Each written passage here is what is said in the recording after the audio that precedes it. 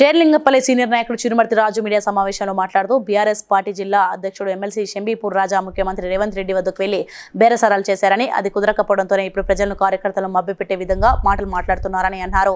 ఎమ్మెల్యేగా అరకపూడి గాంధీ 3 సార్లు ప్రజల ఆశీర్వాదంతోనే గెలిచారని, ఎమ్మెల్యే స్థాయి నుండి నేడు పీఏసీ చైర్మన్ గా ఆయన ఎదగడం వారికి ఇష్టం లేదని, అందుకే ఇలా మాటలు మాట్లాడుతున్నారని వెల్లడించారు. నిన్న బీఆర్ఎస్ పార్టీకి సంబంధించిన నాయకులు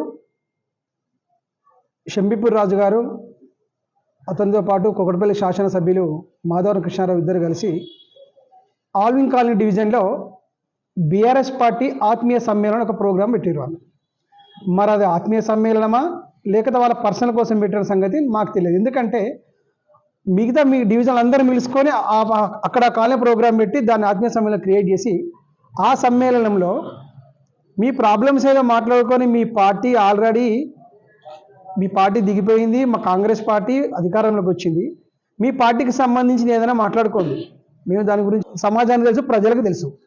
షంబీపూర్ రాజు గారు ఇదే మీరే వెళ్ళి బేరసారాలకు మా ముఖ్యమంత్రితో మిమ్మల్ని ఎందుకు వద్దన్నారు, మీరు కొన్ని హామీలు అడిగారు, హామీలు మేము ఒప్పుకోలే. ఏ హామీలు అడిగారు అది మీకు తెలుసు, మీ మనసాక్షి తెలుసు, మీ ఎమ్మెల్యే గారు కూడా తెలుసు. అంటే మీకు ఎందుకు హామీ వెళ్ళదంటే మా ముఖ్యమంత్రి మీరు కబ్జా చేసే నాయకులు మీరు, దానితో పాటు మిమ్మల్ని ఎవరు ప్రజలు నమ్మరు, మిమ్మల్ని తీసుకుంటే మా కాంగ్రెస్ పార్టీకి మాకు నష్టం జరుగుతుందని మిమ్మల్ని తీసుకోవాలి, మీ వల్ల ఎవరికి ఉపయోగం లేదు, మిమ్మల్ని తీసుకోవడం ఒక బలమైన కారణం అసలు మీరు షంబీపూర్ రాజు లీడర్వే కాదు, కేసీఆర్ ఇంట్లో ఒక పనోడివి, గుర్తుపెట్టుకో.